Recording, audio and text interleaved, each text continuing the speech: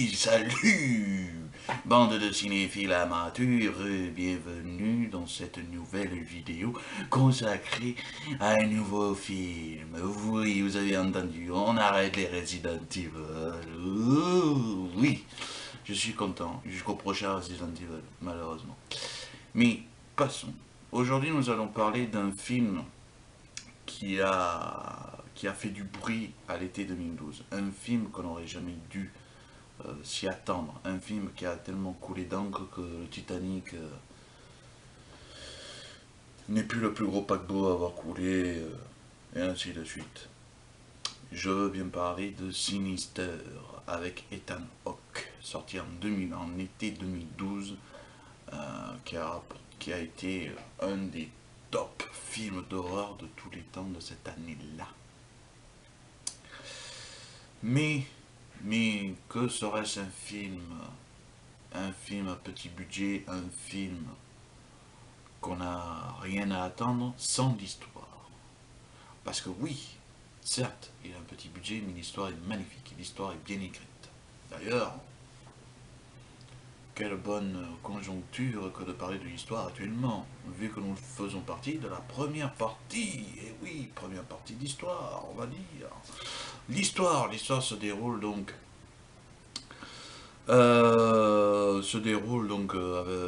la maison où ils emménagent les nouveaux propriétaires, donc l'écrivain Ellison Oswald, qui espère retrouver dans cette maison le sens de l'écriture et le sens de comment dire, de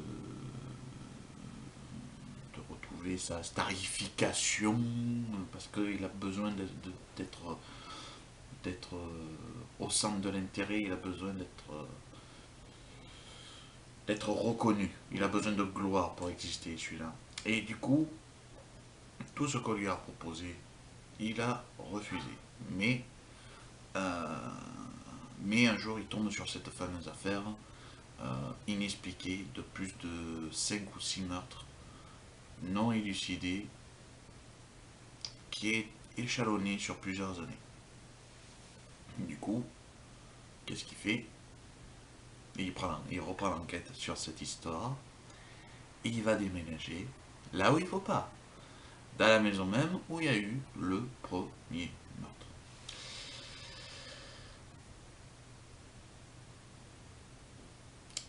Comment dire,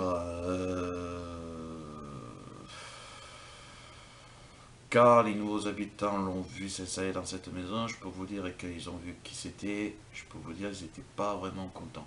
Il y en a qui étaient contents, il y en a qui n'étaient pas contents. Si on regarde bien, le shérif de la ville n'était absolument pas content, le shérif adjoint était extrêmement content. Si on prend le truc.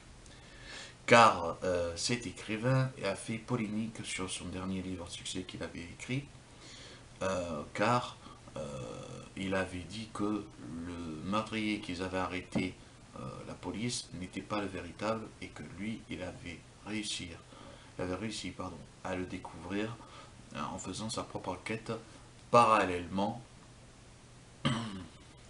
parallèlement à la police. Donc, il a eu un certain succès ici et là, mais malheureusement, il n'a pas retrouvé cet élan de réussite, cet élan de gloire après ce film. Donc c'est pour ça qu'il saute sur cette affaire pour retrouver, non pas pour sa famille, non pas pour dire bon je vais faire ça, je vais être tranquille niveau financier, non non, c'est pour lui. Le mec il est omnibulé par un seul truc, être au centre de l'intérêt, être à la gloire de tous. Ce que Ellison Oswald aura à la fin du film, mais ça je ne le dis pas, je vous laisse découvrir. Donc du coup, qu'est-ce qui se passe? Eh bien, tous les trucs, on va dire, qui se sont endormis dans cette maison, vont se réveiller.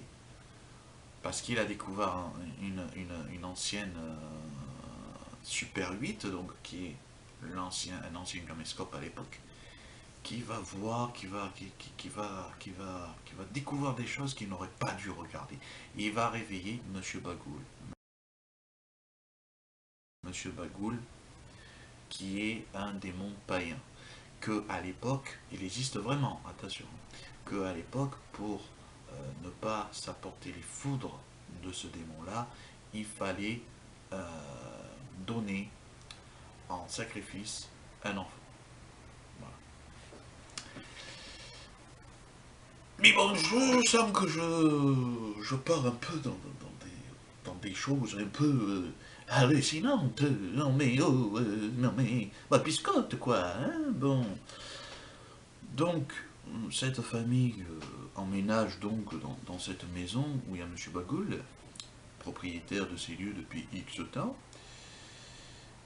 Il fait part de sa mécontentement qu'il est là en refaisant faire à son fils des... comment on appelle ça? Des nuits de terreur.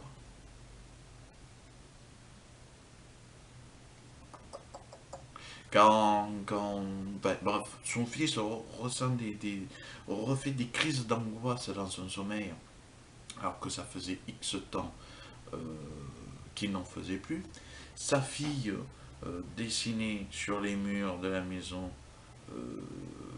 alors qu'il est fort interdit uniquement dans sa chambre, mais quelqu'un lui avait dit que tu pouvais faire ça.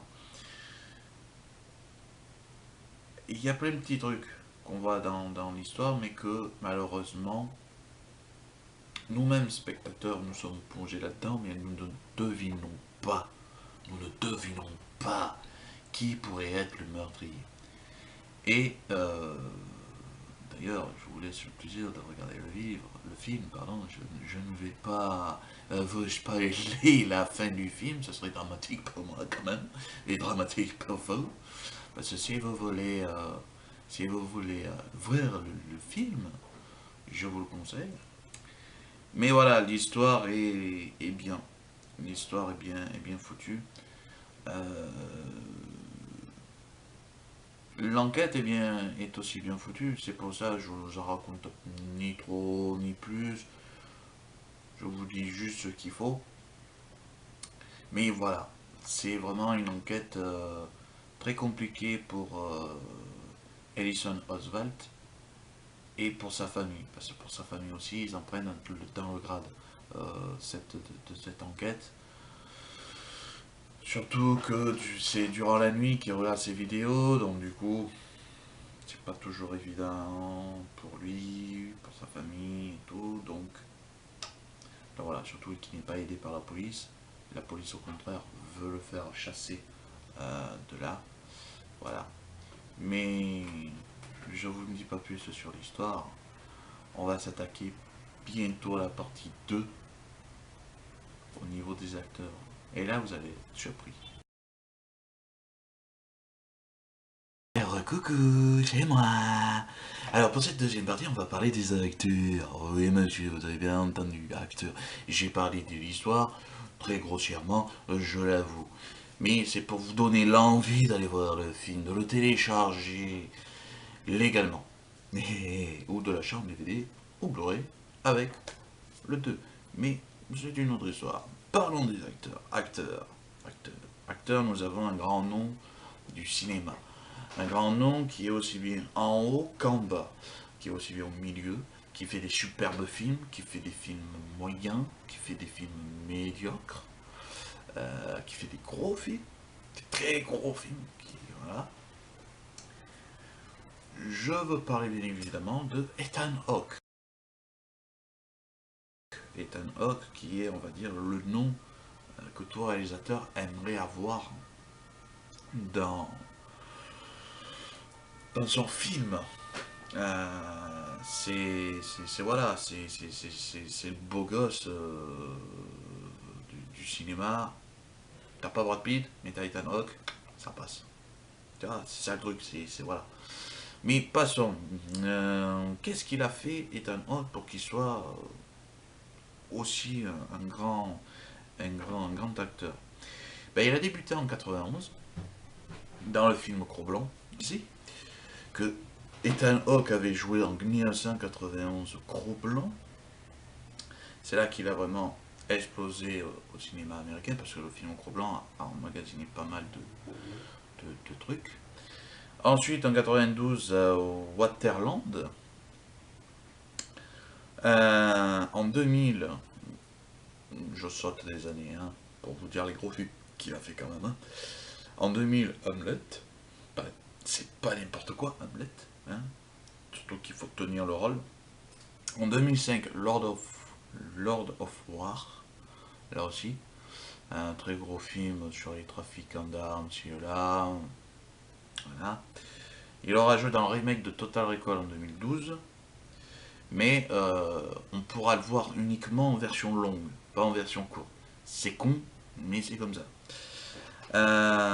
Dernièrement, bah, il a joué dans Les 7 mercenaires et prochainement il sera dans le film Valérian et la cité des mille planètes que Luc Besson va nous a pondu là.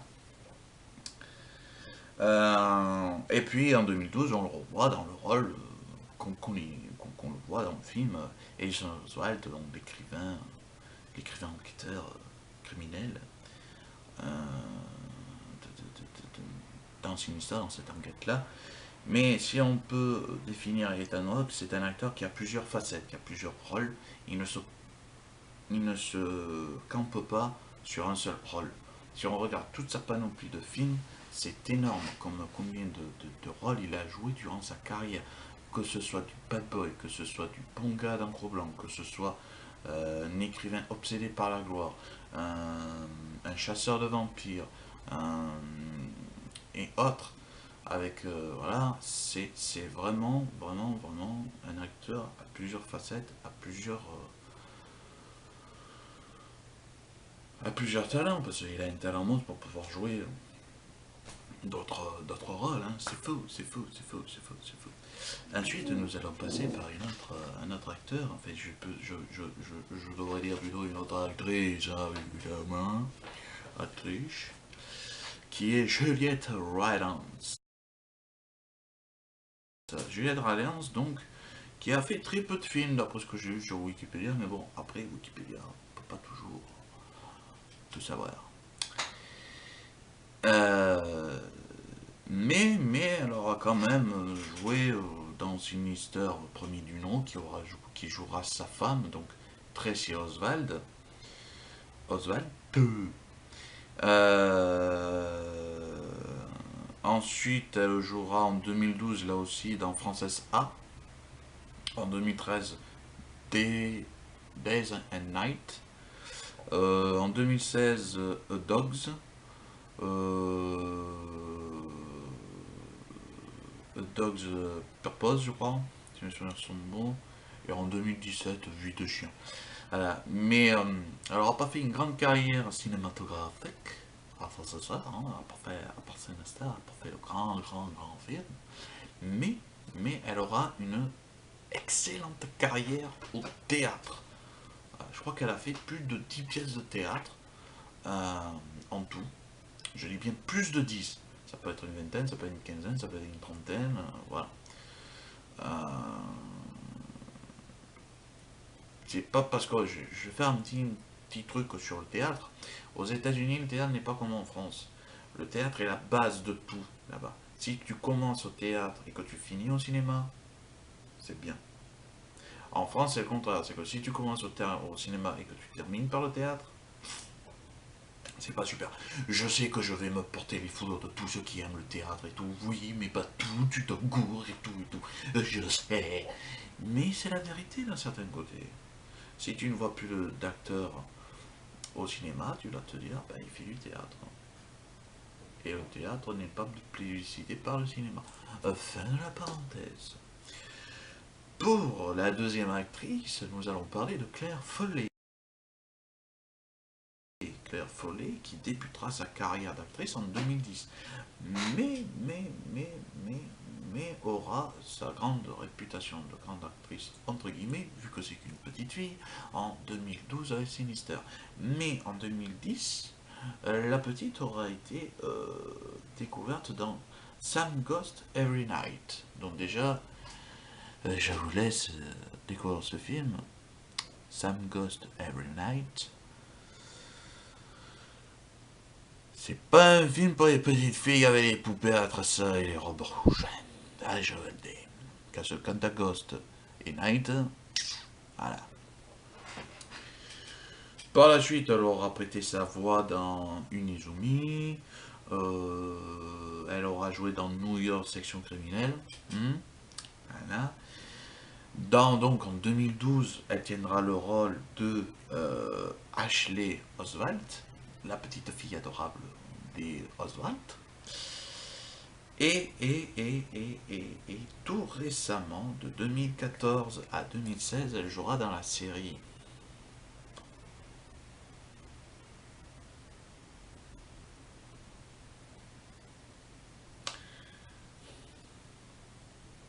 et je regarde cette série. Elle me dégoûte. Je sais pas. Gotham, voilà, la série Gotham. Première saison excellente, hein. Petite parenthèse, première saison. Et quelle grande. Mais les autres saisons, moi qui suis fan de Batman, voilà. Je sais, je vais m'apporter encore les foudres de ceux qui aiment la série, de ceux qui aiment, voilà. Je ne peux pas. Je ne peux pas. Non, non, non, non, je peux pas. Je n'arrive pas à Gotham. Gotham, je n'arrive pas. Mais passons parce que je perds fin de la parenthèse.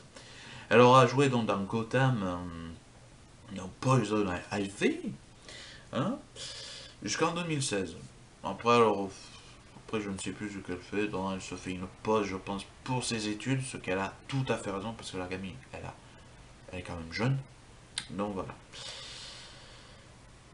Ensuite, ensuite, nous avons l'adjoint shérif, le shérif adjoint James Ranson, enfin l'acteur qui joue le shérif adjoint James Ranson, que lui, par contre, lui c'est vraiment un inconnu, hein. Même si on connaît ce faciès, on connaît le visage, lui pour nous c'est un inconnu pour nous parce qu'il aura joué dans les séries comme New York Police Judiciaire, mais de 2000 à 2006, mais en faisant plusieurs rôles. Mais je vous dis très honnêtement, vous regardez sa filmographie, ça fait peur. Sa téléfilmographie, oui, c'est moi, je viens d'inventer un mot, télégraphie, téléfilm, graphie. C'est beau, hein? Ça fait peur parce que il a joué dans pas mal de séries, mais ça n'a pas été lui le rôle principal. Le seul rôle qu'il a eu de grand dans le cinéma, et dans tout au final, c'est Sinister. Voilà. C'est malheureux, hein, parce il a un potentiel cet acteur. Franchement, il a un potentiel. Mais bon, passons. Par la suite, nous avons là un acteur, on va dire, qui est comme Ethan Hawke, un acteur qui fait des bons films, des moyens films, des bouses, de très bonnes séries, de très bons films. Je vais bien sûr parler de Vincent D'Onofrio, qui est un des acteurs le plus avec le bagage avec Ethan Hawke. Même s'il y en a un dernier à la fin, je vous dirai. Il commença sa carrière donc en 83 où il jouera dans The First Turn Out. Perso, je ne connais pas, mais je connais par contre qu'en 87, il aura joué dans Full Metal Jacket. Là par contre, je connais. Je connais de nom, je ne l'ai pas vu. Je suis pas trop fan de ce genre de film-là, donc je peux pas. Mais passons. Voilà, il aura été détecté là-dedans. Par la suite, en 91, il aura joué dans JFK dans d'Oliver Stone, donc un rôle un peu plus. Je pose mes couilles là, quoi. Hein, voilà, je fais le con 87, mais 91, je suis sérieux, quoi. Hein, voilà. Qui tiendra le rôle de Bill Newman? Salut Newman, si tu me reconnais.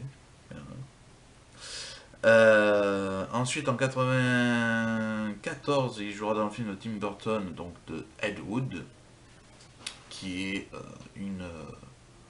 Ed Wood, qui est une biographie du réalisateur Ed Wood, voilà, fan inconditionné de cinéma, mais je vous laisse découvrir, qui joue aussi Johnny Depp dedans. En 97, il jouera dans les Men in Black aux côtés de Will Smith et Tommy Lee Jones, où il jouera l'extraterrestre. Tu voyez un peu l'extraterrestre là qui met la peau du pauvre gars.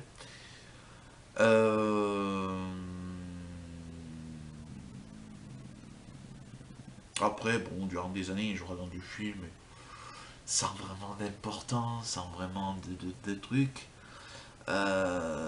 Mais par contre, la série, par contre, le truc qui nous aura fait connaître le personnage, du moins l'acteur, c'est vraiment la série policière New York Section Criminelle qu'il aura joué de 2001 à 2016. 2011, pardon, oh, 2016. 2011, où il fera là toutes les saisons. Par la suite, donc, bon, ben, évidemment, on passe par Sinister, hein, parce qu'il aura joué le professeur Jonas, où on le voit un tout petit peu quand il est en vidéoconférence avec l'écrivain Ellison Oswald. Voilà, on le verra là. Il aura joué donc après, par la suite, en 2013, avec Monsieur Schwarzenegger et Monsieur Sylvester Stallone dans Évasion. Il aura joué aussi en 2014 dans la série Daredevil, où il tiendra le rôle de Wilson Fisk, donc le caïd. En 2015, pardon, 2014, bon, mais pas tout, qu'est-ce que tu dis comme connerie hein, aujourd'hui, c'est fou. Ah, c'est fou, c'est fou. En 2015, il jouera dans le film avec Dino. Merde. Ouais, ce putain de film avec Dino, là. Les Dino, là. Qui font la moto, là, et tout, là, avec Chris Pratt, là, le beau gosse, là, et l'autre quiche qui court avec les talons en pleine joie. Youhou, qui court avec les. Et merde, là. Ah, Jurassic World, voilà. Jurassic World. C'est ça, c'est Jurassic World. Ouais, c'est un superbe film. Qui est super bien, mais bon. Faut arrêter la chicha, Steven. Ouais. Et puis, un truc que j'ai appris dernièrement, c'est faux, c'est Sherlock Holmes, la marque du diable. Il aura joué dans ça et qu'il aura joué le professeur Moriarty. Ce qui est, euh, ce qui est fort magnifique, fort étrange. Mais il aura joué dans ça en 2002. Voilà. Et là, nous allons passer sur un acteur que je n'ai pas trouvé beaucoup de choses sur lui. Son unique rôle, ça a été donc le fils d'Oswald, donc Trevor Oswald. Il s'appelle Blake Mizrahi.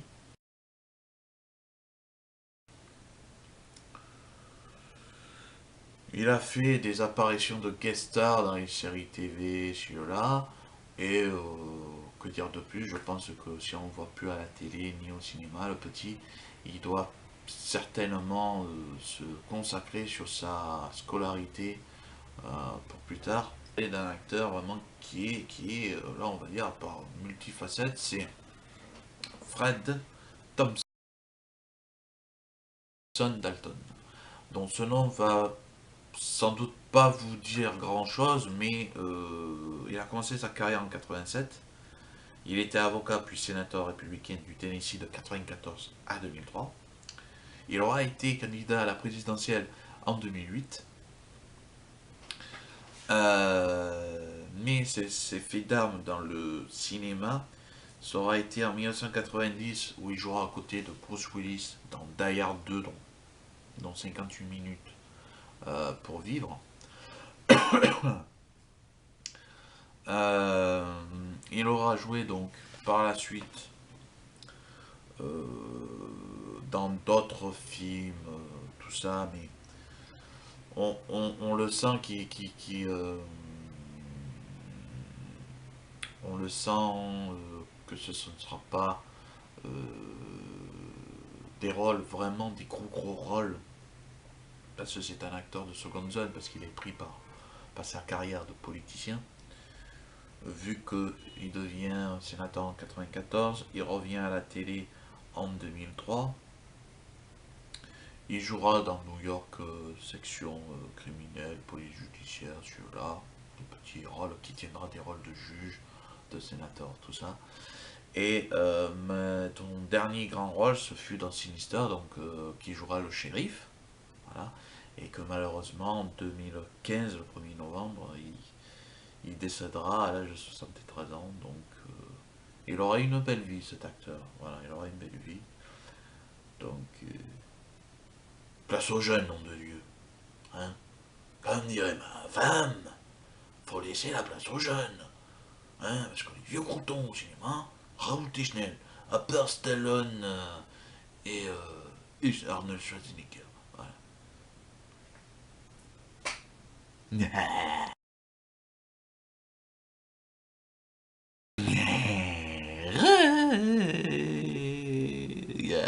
Ah bon, allez, arrêtons de faire le con, quand même.